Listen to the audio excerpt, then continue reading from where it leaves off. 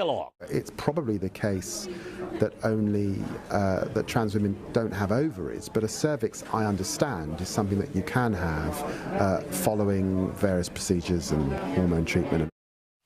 And there's also been other clips of him where he went on a quiz show, yes, and he didn't know that Tony Soprano was in The Sopranos. He thought that they were... The £20 million row that's splitting Westminster. Before we dive into this political powder keg, make sure you're subscribed to UK Connors. Because trust me, you won't want to miss what's coming next in this government's increasingly chaotic narrative. Right, let's talk about money, shall we? More specifically, let's talk about £20 million of your money that's just been pledged to Sudan refugees whilst British families are choosing between heating and eating. And if you think that sounds like political dynamite waiting to explode, well, you'd be absolutely right. Just last week, Foreign Secretary David Lammy found himself standing at the Chad-Sudan border, cameras rolling, announcing yet another hefty chunk of British taxpayer money heading overseas. £20 million in additional funding for Sudanese refugees, building on the £226.5 million already pledged, because apparently that's what passes for prudent financial management in Keir Starmer's Britain. Now, before you start thinking I'm some heartless beast who doesn't care about humanitarian crises, let me be crystal clear. The situation in Sudan is absolutely appalling. By 2025, 30 million people are expected to need humanitarian assistance, and the human cost is genuinely staggering.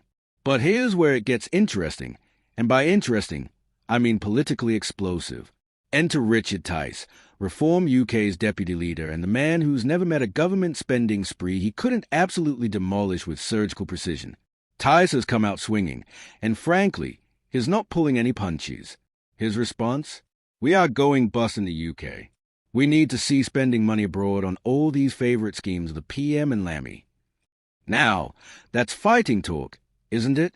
And Tice isn't just throwing around empty rhetoric here. He's tapping into something that's resonating with millions of British voters who are watching their government splash cash overseas whilst their own communities crumble. When millions of people are struggling to make ends meet, when our NHS is creaking at the seams, when our infrastructure is falling apart, the optics of David Lammy jet-setting around Africa announcing multi-million-pound giveaways. Well, it's political suicide, frankly. But here's where this story gets really juicy, because this isn't just about 20 million quid, is it? This is about the fundamental philosophy of Starmer's government and their priorities. Remember, this is the same administration that's been lecturing us about tough choices, about the need for fiscal responsibility, about the dire state of public finances. Yet here they are, finding money for overseas aid whilst British pensioners are having their winter fuel allowances snatched away. Lammy, ever the diplomatic wordsmith, tried to frame this as preventing upstream drivers of migration, essentially arguing that spending money in Sudan now prevents refugees from eventually reaching British shores. It's clever rhetoric, I'll give him that. But Tice isn't buying it for a second, and neither are increasing numbers of voters who are beginning to question whether this government actually puts British interests first. What's particularly fascinating about this row is how it exposes a growing chasm between the political establishment and public opinion. You see, in Westminster's rarefied atmosphere, Lammy's announcement was met with the usual diplomatic platitudes and bureaucratic backslapping. But out here in the real world? Well, that's a very different story indeed. Tice's criticism isn't just coming from some fringe position either. He's articulating what polls consistently show is a majority view among British voters. When you're telling people they need to tighten their belts while simultaneously opening the checkbook for foreign aid, you're playing a dangerous political game. And Starmer's government? Well, they're not exactly winning at the moment, are they? This brings us to the delicious irony of Labour's position. Here's a party that spent years in opposition criticizing conservative spending decisions, railing against fiscal irresponsibility, and promising to put working families first. Yet 6 months into government, they are announcing overseas spending commitments that would make Gordon Brown blush while simultaneously implementing policies that directly hurt British pensioners and working families. The timing couldn't be worse for Starmer either. His approval ratings are already in the gutter, and that's saying something for a Prime Minister who's barely been in office for 6 months. Public confidence in his leadership is evaporating faster than morning mist, and stories like this? Well, they're not exactly helping his cause, are they? But let's dig deeper into Tice's criticism, because there's more substance here than the usual political point scoring.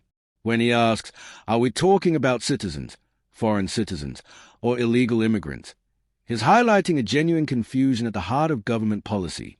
The British public desire clarity about who exactly their tax money is helping and why, but what they are getting instead is diplomatic word salad and evasive ministerial statements. This row also highlights a broader challenge facing Starmer's government. They are trying to be all things to all people, and it's simply not working. They want to appear compassionate and internationally minded to their metropolitan base while simultaneously claiming to prioritize British workers and families. But as the Sudan funding controversy demonstrates, you can't have it both ways forever. Lammy's statement that Sudan must not be forgotten might sound noble, but it rings rather hollow when British communities feel they've been forgotten by their own government. When local councils are declaring bankruptcy, when public services are crumbling, when working families are struggling with the cost of living crisis, the sight of ministers announcing overseas spending sprees creates a toxic political narrative. And Reform UK? Well, they're absolutely loving this, aren't they? Every time Labour announces another overseas spending commitment, every time they prioritise foreign aid over domestic concerns, they are handing reform a political gift wrapped in a bright red bow. Tice knows this, Farage knows this, and increasingly, British voters are starting to realise it too. The really clever thing about Tice's attack is how he's framed it. He's not arguing against helping refugees. He's arguing for prioritising British citizens who are also struggling. It's politically astute messaging that's almost impossible to counter without sounding either heartless toward British families or dismissive of genuine humanitarian concerns. This controversy also exposes a fundamental weakness in Labour's communication strategy. Instead of getting ahead of the story, instead of explaining why the spending is in Britain's strategic interests, they've allowed reform to define the narrative. And in politics, if you're explaining, you're losing. What makes this even more politically toxic for Labour is the context. We're not talking about a government with money to burn announcing generous aid packages during times of prosperity. We're talking about a government that's been pleading poverty, implementing unpopular tax rises, and making cuts to domestic spending while simultaneously finding millions for overseas commitments. The arithmetic simply doesn't add up in the public mind, and Tice is absolutely ruthless in exploiting that contradiction. When he talks about Britain going bust, he's tapping into genuine fears about the country's financial trajectory. When he highlights the contrast between overseas spending and domestic struggles, he's articulating what millions of voters are thinking but politicians are afraid to say. But here's what's really interesting about this row. It's not just about Sudan, is it? This is a proxy war for two completely different visions of what Britain should be. Lammy and Starmer represent the globalist, internationalist approach that prioritizes Britain's role as a responsible international actor. Tice and Reform represent the nationalist, Britain-first approach that believes charity begins at home. And right now, if we're being brutally honest, the Britain-first message is resonating more strongly with voters than the globalist alternative. That should terrify Labour strategists because it suggests their fundamental political positioning is out of step with public opinion.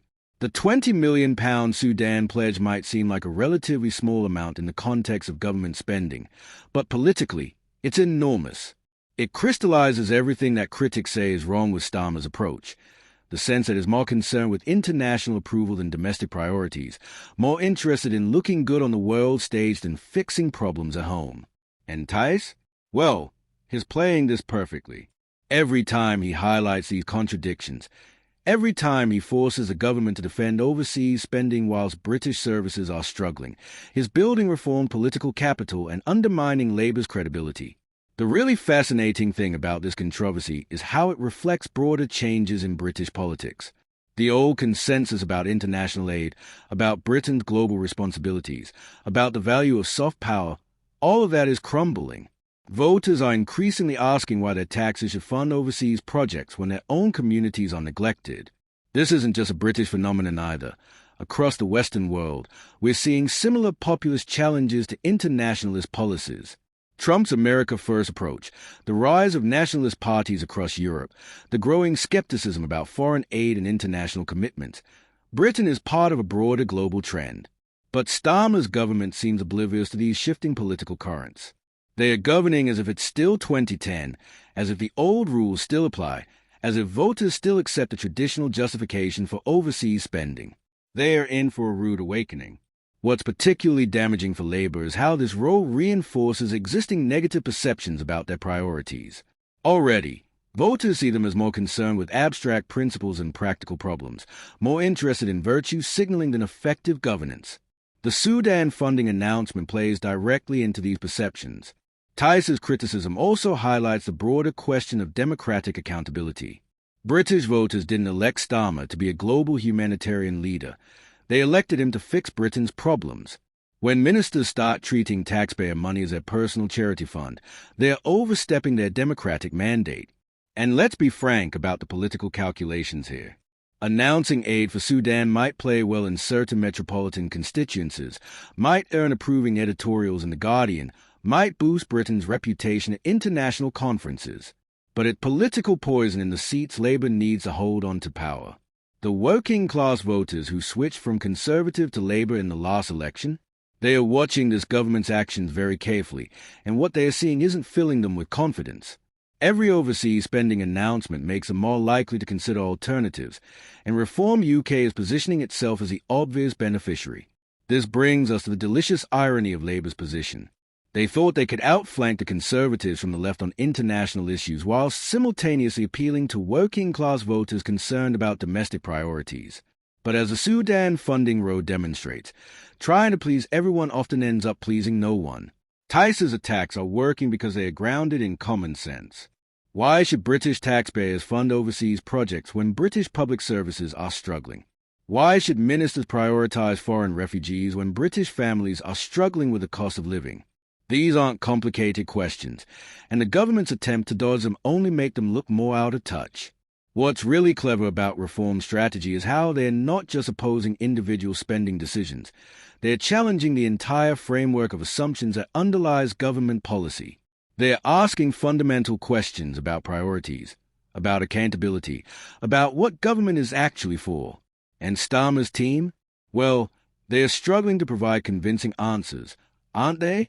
Their responses sound like they've been crafted by committee, focus group to death, designed to avoid giving offense rather than actually addressing legitimate concerns.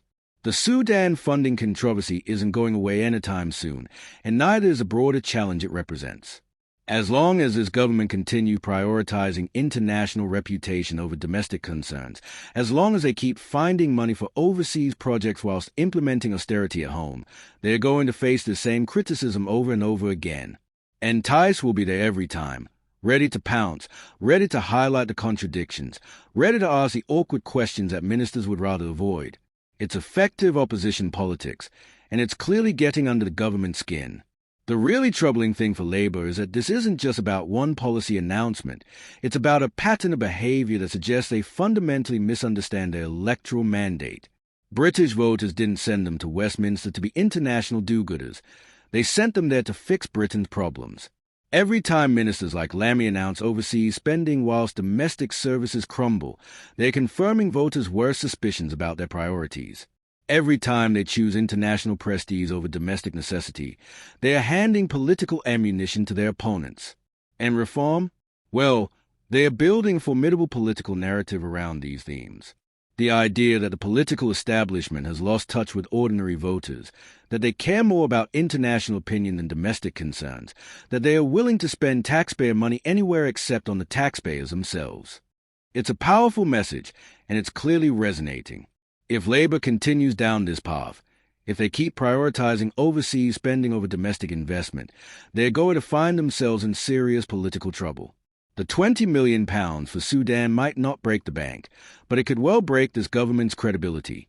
When you're asking voters to tighten their belts whilst loosening the purse strings of overseas aid, you're playing a dangerous political game. And in today's political climate, with anti-establishment sentiment running high, with voters increasingly skeptical of traditional political priorities, it's a game that Starmer's government looks increasingly likely to lose. Tice and Reform are positioning themselves perfectly to benefit from that backlash, and Labour seems powerless to stop them. The Sudan funding row isn't just about foreign aid. It's about the future of British politics, about competing visions of what this country should be